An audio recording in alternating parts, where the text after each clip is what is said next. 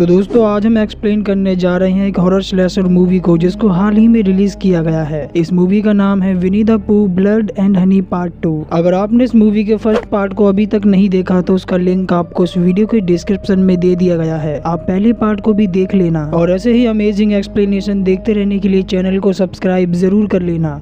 तो चलिए एक्सप्लेनेशन को शुरू करते हैं। इस कहानी की शुरुआत में हमें बताया जाता है कि फर्स्ट पार्ट में रॉबिन आदमखोर पू और पिगलेट से अपनी जान बचाकर अपने टाउन में भाग आया था, और जब पुलिस ने उस जंगल में जाकर इन्वेस्टिगेशन की तो उन्हें वहाँ पर कई सारी डेड बॉडीज मिली जिन्हें पू और पिगलेट ने बुरी तरह से मार डाला था। लेकिन जंगल में उन्हें एक भी क्रॉस ब्रीड क्रिएचर बिल्कुल भी नहीं मिला, इसीलिए टाउन के लोगों ने रॉबिन को ही कातिल करार दे दिया। लोगों को लगा कि रॉबिन झूठ बोल रहा है, उसी ने ही जंगल में लोगों को मारा था। हालांकि रॉबिन लोगों को समझाने की बहुत कोशिश करता है, लेकिन टाउन के लोग रॉबिन की बातों पर बिल्कुल भी यकीन नहीं करते। रॉबिन के खिलाफ यहाँ पर एक भी सबूत नहीं मिला, इसीलिए रॉबिन को कोई भी सजा नहीं मिली। लेकिन टाउन के लोग रॉबिन को कातिल बोलकर उसका बॉयकॉट कर रहे थे, जिसके चलते रॉबिन यहाँ पर बहुत ज्यादा डिप्रेस रहने लगा था। पर यहाँ पर ऐसे भी कुछ लोग थे जिन्होंने रॉबिन की बातों पर यकीन किया। काफी तलाश करने के बाद भी उन्हें एक भी क्रिएचर जंगल में नहीं मिला, इसीलिए लोगों ने जंगल को आग लगा दी, जिसके चलते यहाँ पर आदमखोर पू और पिगलेट को अपने दोस्त आउल और टाइगर के पास जाना पड़ा, जो कि जंगल में छिपे रहते थे। इसके बाद हमें उसी जंगलों में एक मिनी वैन को दिखाया जाता है जिसके अंदर 3 लड़कियां होती हैं।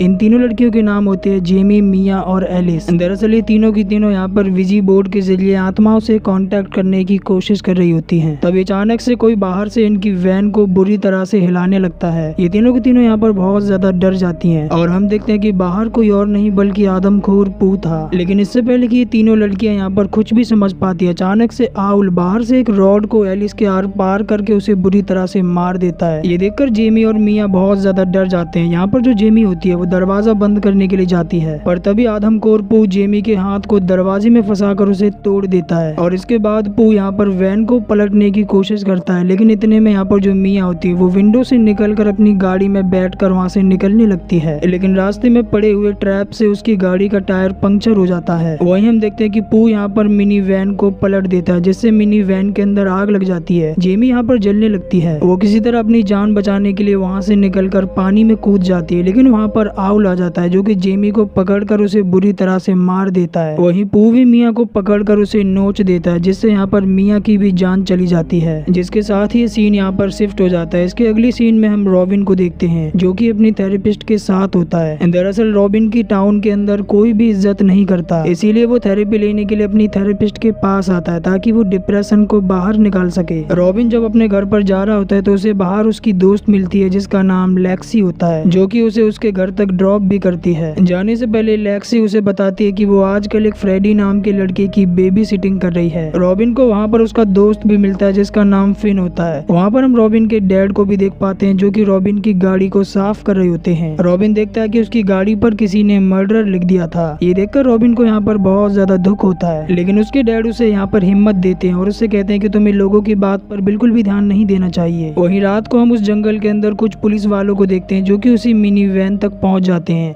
पुलिस वाले देखते हैं कि वो मिनी वैन यहाँ पर पूरी तरह से जली हुई थी। पुलिस वालों को यहाँ पर समझ में नहीं आता कि आखिर ये कौन कर सकता है। इसके बाद हम उसी जंगलों में 3 शिकारियों को देखते हैं जो कि पू और उसके साथियों को मारने के लिए जंगल में आ गए थे। इसी बीच हम देखते हैं कि आउल इन तीनों पर नजर रखे हुआ था। आउल यहाँ से सीधा एक पेड़ के अंदर चला जाता है जिसमें वो लोग रहते थे। वहाँ पर हम पू और पिगलेट को भी देखते हैं। साथ ही इन्होंने टाइगर को एक कमरे के अंदर रखा हुआ था क्योंकि टाइगर इन सबसे भी ज्यादा खतरनाक था। आउल पू और पिगलेट को बताता है कि कुछ शिकारी हमारा शिकार करने के लिए, यानी वो हमें मारने के लिए जंगल तक आ चुके हैं, लेकिन इससे पहले कि वो हमारा शिकार करे हमें जाकर उनका ही शिकार करना होगा। और अब यहाँ पर जो पू होता है वो पिगलेट के साथ उन तीनों शिकारियों का सफाया करने के लिए निकल जाता है। वहीं हम उन तीनों शिकारियों को देखते हैं जिन्हें अचानक से किसी के आने की आवाज आती है। वो देखते हैं कि वहाँ पर उनके सामने पिगलेट आ जाता है, लेकिन शिकारियों के पास यहाँ पर शॉर्ट गन थी, इसीलिए वो शॉर्ट गन से पिगलेट का भेजा उड़ाकर उसे मार देते हैं। इतने में हम देखते हैं कि वहाँ पर अचानक से पू आ जाता है जो कि अपने साथी को मरा देख बहुत ज्यादा गुस्से में आ जाता है। और अब यहाँ पर जो पू होता है वो एक एक कर उन शिकारियों को ब्रूटली मार देता है। लेकिन इसके थोड़ी देर बाद हम देखते हैं कि उनमें से एक शिकारी यहाँ पर अभी भी जिंदा था। वो यहाँ पर बहुत ही ज्यादा जख्मी होता है जो कि किसी तरह रेंगते हुए रोड तक आ जाता है। वहीं इधर हम रॉबिन को देखते हैं जो कि हॉस्पिटल के अंदर नर्स की जॉब कर रहा होता है। इसी बीच रॉबिन के पास डॉक्टर आते हैं। वो डॉक्टर रॉबिन से कहता है कि तुम कल से जॉब पर मत आना। दरअसल दरअसल टाउन के लोग यहाँ पर रॉबिन को कातिल मान रहे थे, इसीलिए हॉस्पिटल की रेपुटेशन को बचाए रखने के लिए रॉबिन को जॉब से निकाल दिया जाता है। इसी दौरान रॉबिन की नजर वहाँ पर एक आदमी पर पड़ती है जो कि हॉस्पिटल में सफाई का काम करता था, और तभी वहाँ पर उस घायल शिकारी को लाया जाता है जिसकी जान बच गई थी। रॉबिन यहाँ पर देखता है कि ये लड़का उसके साथ पढ़ता था जिसका नाम एरन है। रॉबिन एरन का ऐसा हाल देखकर यहाँ पर डर जाता है, उसे समझ नहीं आता कि आखिर उसका हाल किसने किया होगा। इसके बाद रॉबिन अपने घर पर आ जाता है जहाँ पर वो अपने मॉम डैड को बताता है कि उसकी जॉब अब नहीं रही। रॉबिन के मॉम डैड उसे यहाँ पर हिम्मत देते हैं। इसके बाद उसकी मॉम उससे कहते हैं कि वो ऊपर जाकर अपनी बहन को बुला लाए। रॉबिन जब ऊपर आता है तो देखता है उसकी छोटी बहन जिसका नाम बनी है वो एक टेडी बेयर के साथ खेल रही होती है। अपने मन को हल्का करने के लिए रॉबिन यहाँ पर उसके साथ बातें करना शुरू कर देता है। वहीं जंगल में हम देखते हैं कि एक आदमी अपने बेटे को दूरबीन से पक्षियों को दिखा रहा होता है, लेकिन तभी उसका बेटा पेड़ पर बैठे हुए आदमखोर आउल को देख लेता है। ये देखकर वो डर जाता है और पेड़ के पीछे छिप जाता है, और तभी इतने में आउल उसके डैड को अपने साथ उड़ा कर ले जाता है। इसके बाद पू और आउल उसके डैड के टुकड़े करके उसे नदी में बहा देते हैं। दरअसल पू और आउल यहाँ पर लोगों को डराना चाहते हैं कि अगर यहाँ पर कोई भी आएगा तो उसका यही हाल होगा। इधर हम रॉबिन को देखते हैं जो कि थेरेपी ले रहा होता है। वो अपनी थेरेपिस्ट को बताता है कि बचपन में मेरे साथ एक हादसा हुआ था जिसका दुख मुझे आज भी है। उसकी थेरेपिस्ट उससे कहते हैं कि तुम्हें अपनी दोनों आंखें बंद करके उस इंसिडेंट को मेमोराइज करना होगा। और जैसे ही रॉबिन अपनी आंखें बंद करता है तो हम यहाँ पर एक फ्लैशबैक देख पाते हैं। उस दिन रॉबिन के छोटे भाई जिसका नाम बिली है उसका बर्थडे था। उनके घर पर एक शानदार पार्टी हो रही थी, लेकिन इसी बीच एक आदमी रॉबिन के सामने ही उसके छोटे भाई बिली को किडनैप कर ले गया। रॉबिन अपनी थेरेपिस्ट को बताता है कि मैंने उस आदमी का चेहरा देखा था, लेकिन मुझे अच्छे से याद नहीं कि वो आदमी कौन है। थेरेपी लेने के बाद रॉबिन लेक्सी को फोन करता है और उसे बताने लगता है कि उसका थेरेपी सेशन आज कैसा गया। लेक्सी यहाँ पर रॉबिन को बताती है कि वो इस समय फ्रेडी नाम के बच्चे की बेबी सिटिंग कर रही है। वो उसे बताती है कि फ्रेडी को हॉरर मूवीज देखना बहुत अच्छा लगता है। दूसरी तरफ जंगल में हम कुछ पुलिस वालों को देखते हैं जिन्हें वो पेड़ मिल जाता है जिस पेड़ के अंदर आउल रहता है, और जब वो पुलिस वाले पेड़ के अंदर आते हैं तो वहाँ पर अंदर देखकर वो पूरी तरह से हैरान हो जाते हैं। वो देखते हैं कि वहाँ पर चारों तरफ डेड बॉडीज पड़ी थी, पर इससे पहले कि ये लोग यहाँ पर कुछ भी समझ पाते वहाँ पर टाइगर आ जाता है जो कि इन सबको एक एक